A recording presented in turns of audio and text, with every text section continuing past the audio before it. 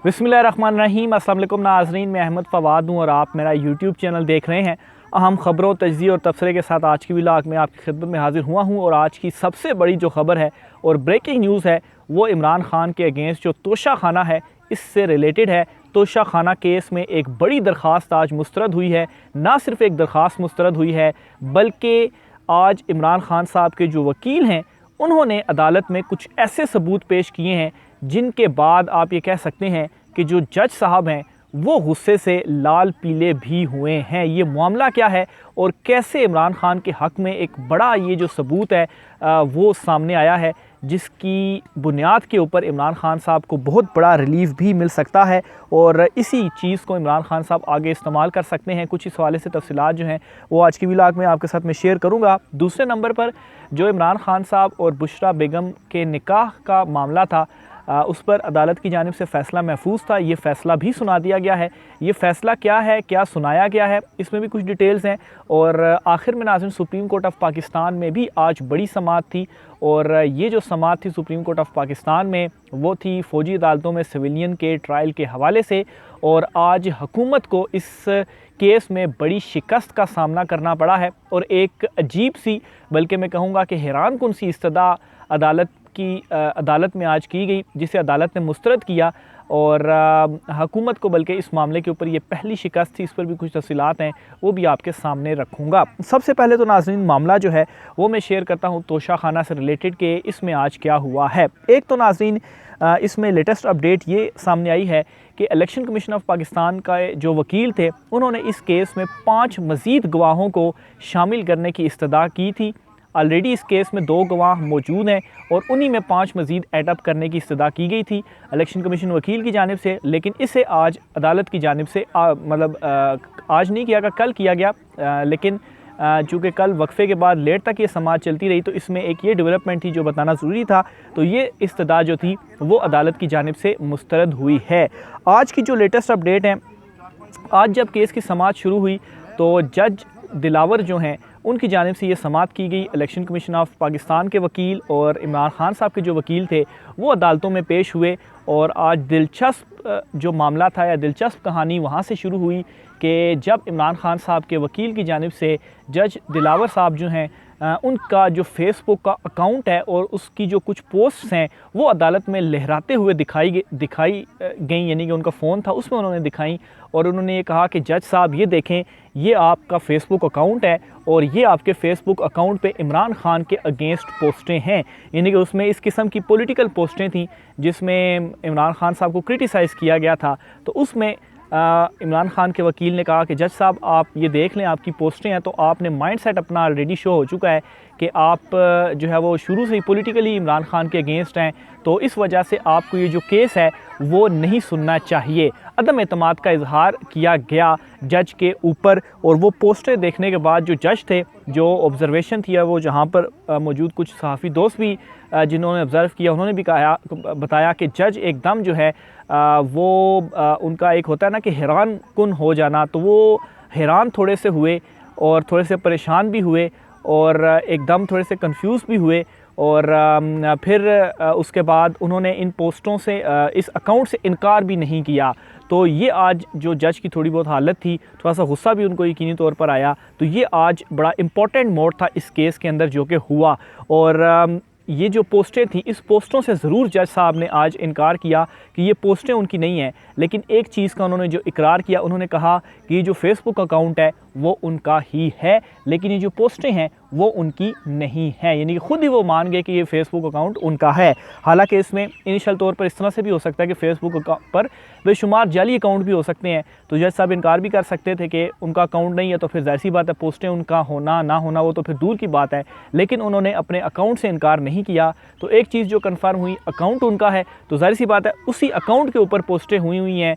लेकिन इससे जज साहब की जानिब से इनकार किया गया कि ये जो पोस्टें हैं वो उन्होंने नहीं की। तो ये बड़ा एक इंटरेस्टिंग सा जो मामला था वो आज अदालत में आया और मैं समझता हूँ कि ये जो मामला है वो बड़ा टर्निंग पॉइंट है, क्योंकि इसी की बेस के ऊपर जो अदम एतमाद का इजहार किया है इमरान खान साहब के वकील ने, आगे जब चलेगा ये केस और फिर अगर इस्लामाबाद हाई कोर्ट या आगे सुप्रीम कोर्ट में जाता है तो यही चीज़ ये इस केस में अपने हक़ हक में इस्तेमाल जो है वो कर सकते हैं। तो ये बड़ा इंटरेस्टिंग सा पॉइंट था।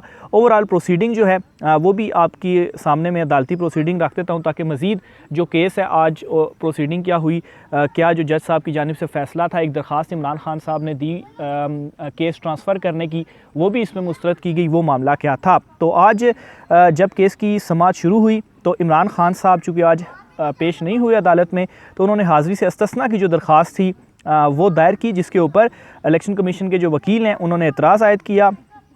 बहरहाल और एतराज़ ये आयद किया कि इमरान खान साहब के इस इस्तिस्ना वाली दरख्वास्त के ऊपर दस्तखत मौजूद नहीं है।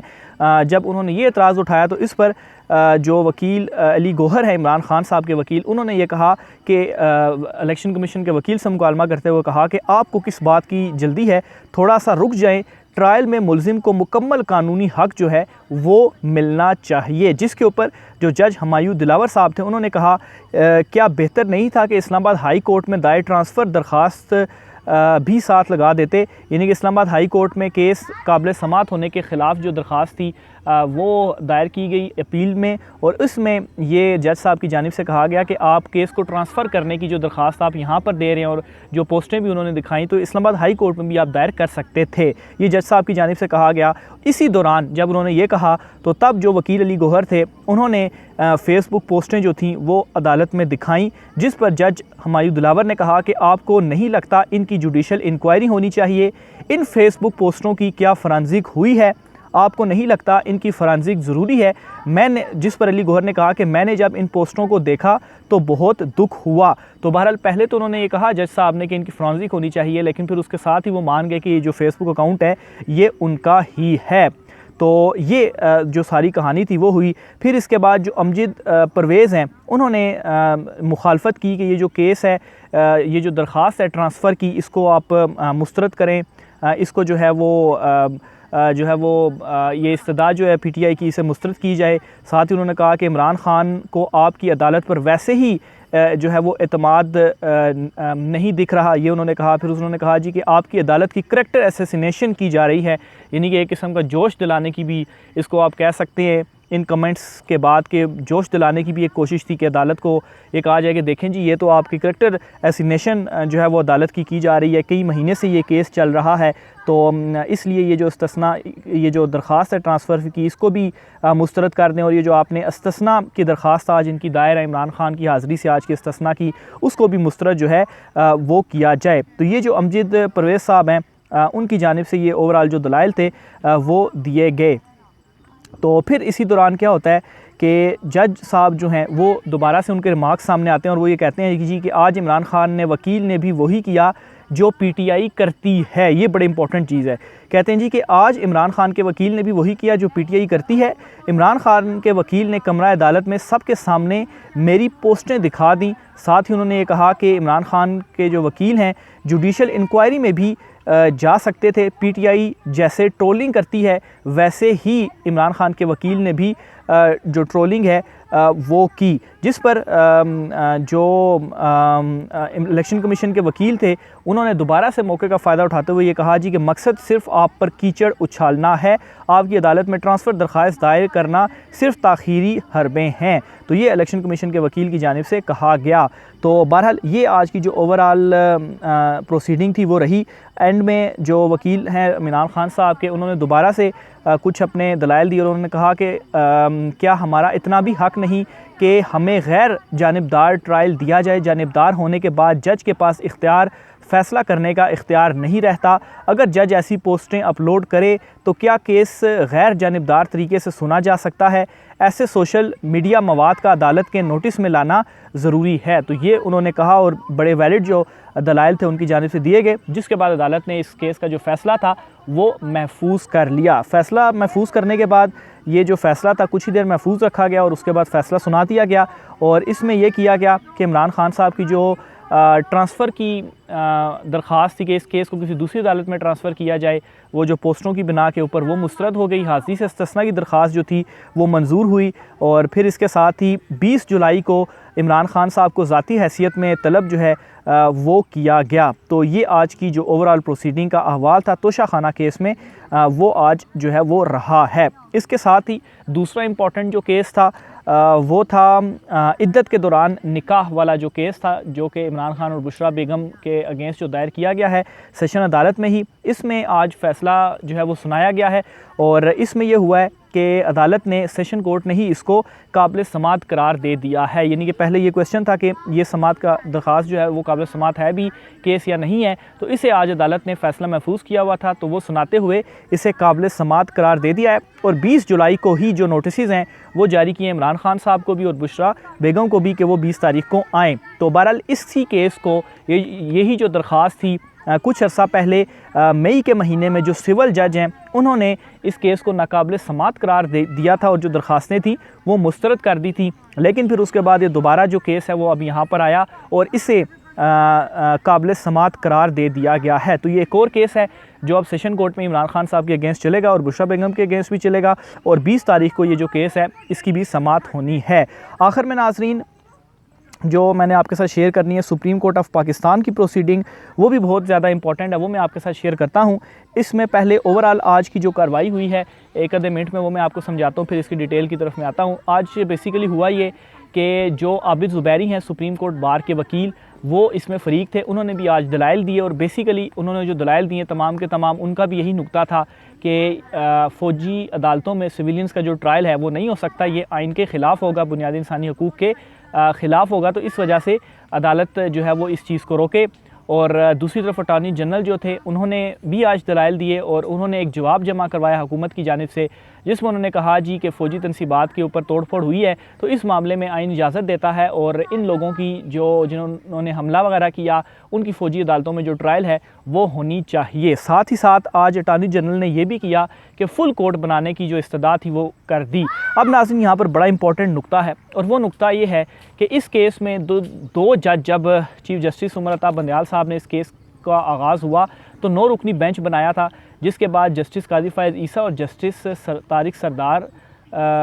सरदार तारिक जो हैं उन्होंने ख़ुद को बेंच से अलहदा किया और जस्टिस मंसूर अली शाह जो थे उनके ऊपर जो है वो हुकूमत ने ही एतराज़ उठाया कि आप जो है वो इस केस में नहीं बैठ सकते, क्योंकि जो इस केस में दरख्वास्त गुज़ार हैं साबिक़ चीफ जस्टिस ख्वाजा साहब, मैं पूरा नाम उनका भूल रहा हूँ, तो बहरहाल वो इस केस के अंदर चूँकि दरख्वास्त गुज़ार हैं तो आप उनके दूर के रिलेटिव हैं तो आप इस केस में नहीं बैठ सकते। तो इस बुनियाद पर उन्होंने भी ख़ुद को अलहदा कर लिया था। तो 3 जजेस इस तरह से अलहदा हो गए थे और इस वक्त चूँकि छुट्टियाँ चल रही हैं तो इसका मतलब यह है कि जजेस भी मुकम्मल अवेलेबल नहीं हैं।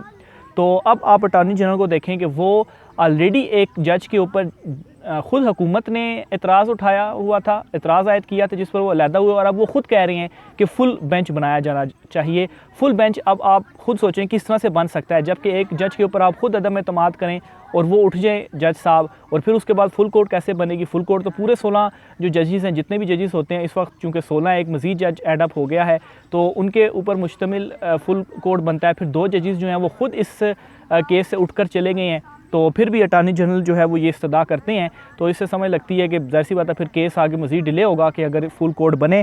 तो बहरहाल यही रिमार्क्स जो हैं वो रिमार्क्स की शक्ल में आज जस्टिस आयशा मलिक साहिबा की जानिब से भी अटॉर्नी जनरल साहब से कहा गया कि ये आप कैसी बातें जो है वो कर रहे हैं कि ऑलरेडी आपने एतराज़ भी किया हुआ है और जज भी नहीं है, तो फुल कोर्ट कैसे बन सकता है।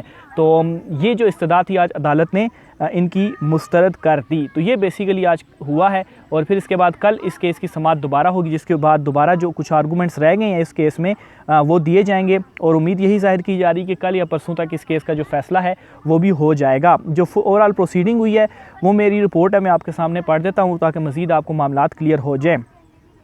तो चीफ जस्टिस उमर अता बंदयाल की सरबराही में 6 रुकनी बेंच ने खसूसी अदालतों के ख़िलाफ़ दरख्वास्तों पर जो समाअत है वो की है।